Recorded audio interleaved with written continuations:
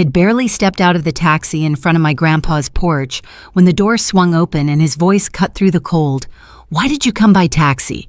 What happened to the BMW we gave you for your birthday?" He asked it slowly, like he was piecing together something that shouldn't be broken. I opened my mouth, ready to explain why a car meant for my work wasn't in my life anymore. But before a single word could find its way out, a voice behind him, too bright, too practiced, answered for me. And in that instant, on his doorstep, everything quietly began to unravel.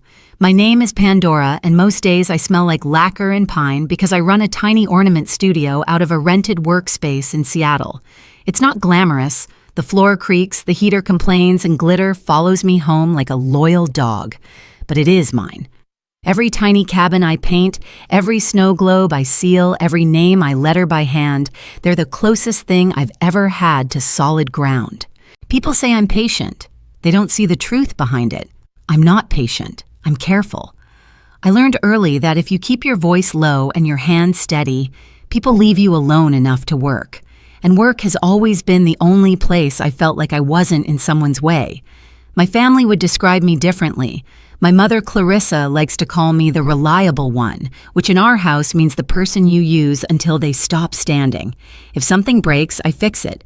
If a bill appears, I cover it.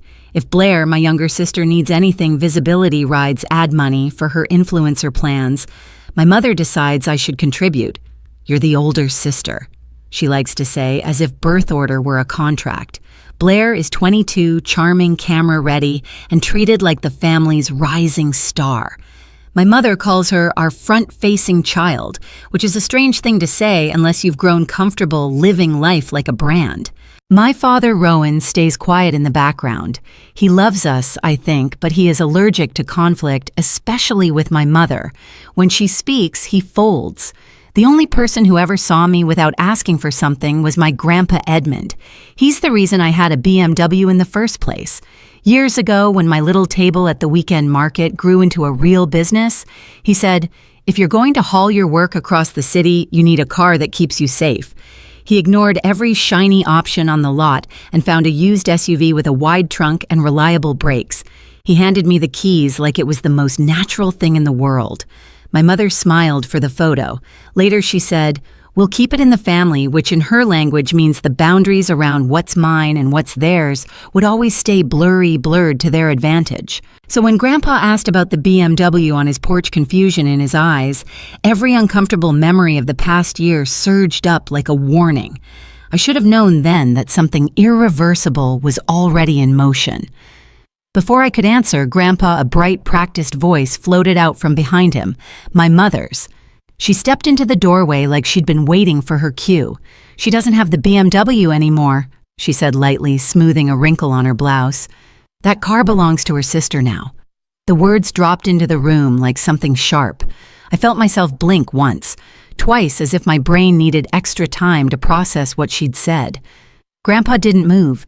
His hand stayed on the doorknob, knuckles white. Behind him, I could see the dining room, my family frozen mid-movement. Blair stood near the table, a ring light still glowing behind her, catching in her eyes like she'd rehearsed the look. Blair lifted her straw and sipped her water. "It's just logistics," she chirped. "I have meetings across town and, well, you barely use it. I mean, you work in a studio. I'm always on the go." My throat tightened. "Mom," I whispered, but the word barely had weight. Clarissa laughed softly, that polite, disarming laugh she uses when she wants to make something ugly sound reasonable. "Sweetheart, you hardly drive. You're always in that workshop of yours. Blair needs to get to shoots, collaborations." It makes sense. Of course it made sense to her. Everything did when it benefited Blair. Inside, my thoughts raced. How many times had Blair said she needed the car just for the weekend? How my mother would hand her the keys before I could even answer? How every request I made, from delivering ornaments to markets to picking up supplies, was met with a sigh, a reminder that I could use a rideshare. It's a business expense. I had told myself it wasn't worth fighting over. I had told myself it was temporary. But somehow the temporary had calcified into their new truth. Grandpa's gaze shifted to me, slow and searching. "Is that true?" he asked. My breath caught on an answer I didn't know how to give. Not because I didn't have one, but because I wasn't used to being asked for my version of events. In our family, my silence had always been the path of least resistance. Blair set her glass down with a soft clink. Honestly, Pandora, if you'd planned better, this wouldn't even be weird. I'm the one who needs mobility right now. There it was, my sister effortlessly minimizing me without even trying. Something inside me pulled taut, a thin, trembling thread of anger, one I wasn't used to feeling in real time. It wasn't loud, it wasn't dramatic, it was a quiet, simmering burn in the center of my chest. Grandpa pressed his lips together. He didn't look at Blair. He didn't look at my mother. His eyes stayed locked on mine, steady, concerned, as if he could feel something shifting in me that the rest of the room was too self-centered to notice. And in that moment, still standing in the doorway, still holding a box of fragile ornaments against my ribs, I felt the first crack in the version of myself they had built, a version that always gave, always yielded, always softened. For the first time in years, I felt myself harden. My grandpa stayed silent for a moment, deep in thought, so still it unsettled the room. He wasn't a man of dramatic pauses. When he went quiet, it meant every piece of the puzzle had just locked into place in his mind. Clarissa kept her bright smile fixed, but I saw her shoulders tense. Blair shifted her weight, suddenly less certain of her own script. Grandpa finally stepped aside to let me in, but the warmth of the house couldn't touch me. I walked through that dining room like a ghost drifting past its own life. Everyone returned to their seats, as if the moment had been a small misunderstanding instead of a boundary being stolen out from under me. Dinner moved on around me. I nodded when spoken to. I chewed without tasting. My mother talked about Blair's upcoming opportunities, and my father murmured agreements without ever lifting his eyes. Grandpa watched. Only him. Driving back from his house that night, because Blair had taken the BMW again, I sat in the back of another rideshare, hands clasped tightly in my lap. I didn't cry. Not yet. The tears sat behind my ribs like something waiting for permission. When I unlocked my studio, the cold rushed at me. I didn't bother turning on all the lights, only the lamp above my workbench. Its small glow felt honest in a way my family hadn't in years. I sank to the floor, leaning against boxes of unsent orders, breathing in the familiar scent of paint and pine. That's when the first tear slipped, then another, until I wasn't sure whether I was crying for the car or for everything I had quietly carried long before it. I didn't know how long I cried long enough for the heater to click off, long enough for my hands to go numb. When I finally wiped my face, something subtle had changed inside me, a clean, sharp awareness. I opened my laptop. I pulled up my accounts.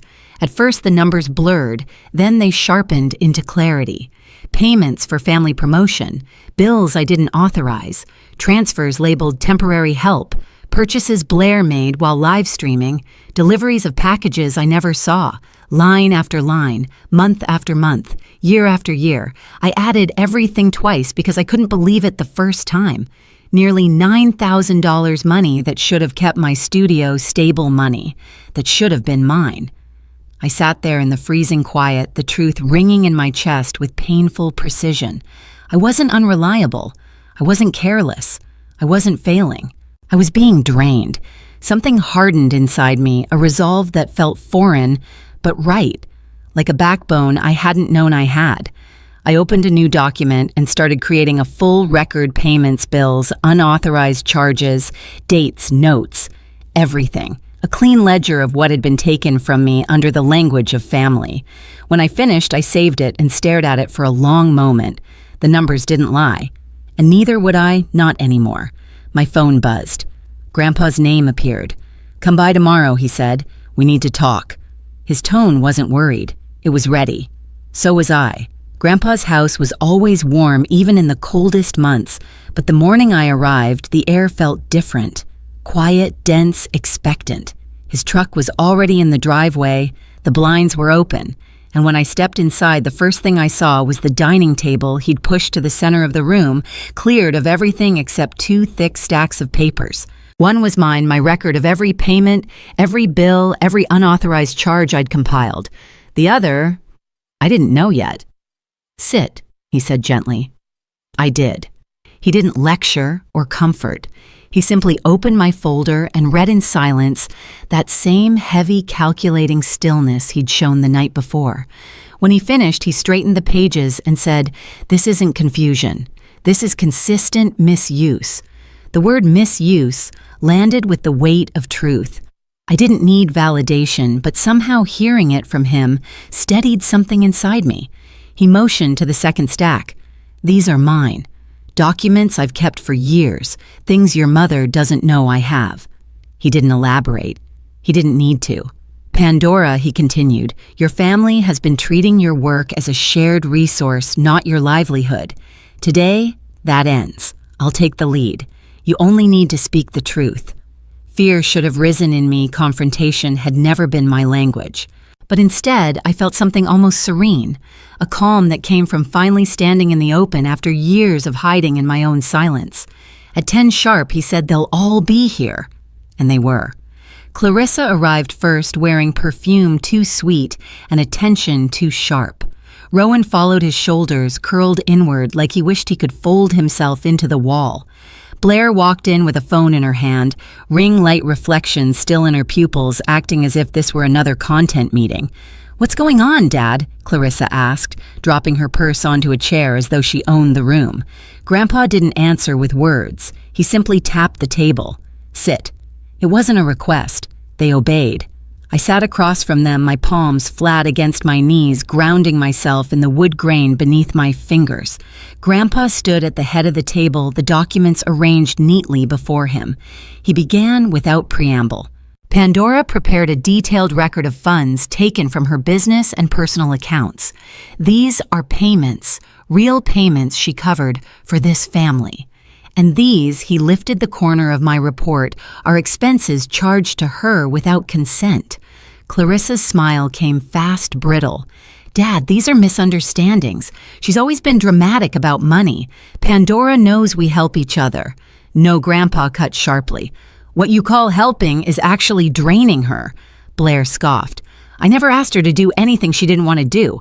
The car, the ads, the supplies, those were investments, family investments." Grandpa turned his gaze to her, and Blair shrank without meaning to. "Tell me," he asked softly, "did you pay her back?" Even once Blair's lips parted. No sound followed. Rowan rubbed the back of his neck, words stuck behind his silence. Grandpa continued, voice steady but unyielding. "Pandora lost access to the car I gifted her. She lost money meant for her rent, her materials, her stability. She's been carrying this family's weight alone while the three of you called it teamwork." Clarissa's face reddened. "Dad, this is inappropriate. We don't need a tribunal. This is family. We share." "She never complained I didn't complain," I said quietly, "because every time I tried to set a boundary, you called it selfish. Every time I said I needed the car back, you told me Blair's work was more important. Every time money left my account, you said I was overreacting." Clarissa whipped toward me. "So this is what you're doing, making us look like villains." I kept my voice even. "I didn't have to make anything. You acted. I recorded." Silence slid across the room like a sheet of ice. Grandpa tapped the second stack of documents. "And now, I'll make something very clear. Years ago, I saved a fund meant to support the grandchildren building something real. I intended to divide it between you someday. But after witnessing how you've treated Pandora, after seeing how her work, her resources, her independence were treated like communal property, I've reassigned it." Clarissa stiffened. "Dad, it goes to Pandora alone," he said firmly. "It's enough for her to secure a better studio lease and expand her business without ever relying on you again." Blair's jaw dropped. "You're rewarding her for attacking us." "She's not attacking you," Grandpa said. "She's finally telling the truth." Rowan exhaled shakily. "Maybe we can talk about a compromise." "No," I said. Quiet but absolute. "There's no compromise on my livelihood." Their eyes snapped to me. For the first time in my life, I didn't look away. "I am done funding this household," I continued. "I'm done covering for Blair's content, for the bills that magically became my problem, for the debts disguised as teamwork. If you need help, I'll bring groceries when I can. But my business is mine. My income is mine. And the BMW returns to me today." Clarissa pushed back from the table so quickly, her chair screeched. "You ungrateful girl, after everything we've done for you, Grandpa stepped between us." His voice didn't rise, but the room obeyed it. "Enough." Clarissa froze. "You raised her to be reliable," Grandpa said, "not disposable. And you treated her reliability like free labor." No one spoke. Not one person defended themselves. Grandpa placed a gentle hand on my shoulder and said the words that had been echoing since the thumbnail moment. "And what I do next, Pandora, it's because I'm proud of you." He turned to the family. His decision stood. My boundaries stood. And for the first time, I felt tall in a room that once made me small. The days that followed felt strangely quiet, like someone had turned down the volume on a life that used to hum with tension. I signed a short lease on a bright corner studio in Seattle, a place with big windows, good light, and space enough to breathe without bumping into memories that hurt. Moving in took 3 nights of borrowed handcart and the stubborn determination I didn't know I possessed until everything cracked open. Grandpa visited on the first morning. He didn't bring speeches or advice, just a thermos of tea and a small grin that said he'd been waiting years for me to claim something that was mine. He sat on the spare stool while I arranged shelves, occasionally pointing out a crooked frame with the same calm tone he used when teaching me how to measure wood as a kid. Blair came by once, unannounced. She walked slowly through the shop, touching ornaments she used to treat like props. When she chose one, a tiny camera with a silver ribbon, she placed the full payment on the counter without asking for a discount or a favor. "For a friend," she murmured, and for the first time, it didn't feel like a performance. Just a moment between 2 women trying to figure out who they were without the roles our mother assigned. Clarissa didn't visit. She sent short texts every few days, all sugar and implication. I replied with my shop hours or a simple "I'm busy today." Polite, boundaried, clear. It was the first time we'd ever spoken on equal ground. At night when the shop lights dimmed and the street outside softened, I felt something settle in me, something steady earned and unmistakably mine. Peace. The kind that comes only after choosing yourself. I used to think family loyalty meant saying yes until I disappeared. Now I know it simply means showing up with honesty even when it costs you. Standing in my new studio, surrounded by the quiet hum of a life I built on my own terms, I finally understood something: boundaries aren't walls. They're doors you choose who to let through. If you've ever had to fight for your own space, your own voice, your own worth, tell me where you're listening from. And if this story stayed with you, follow the channel so you don't miss the next one.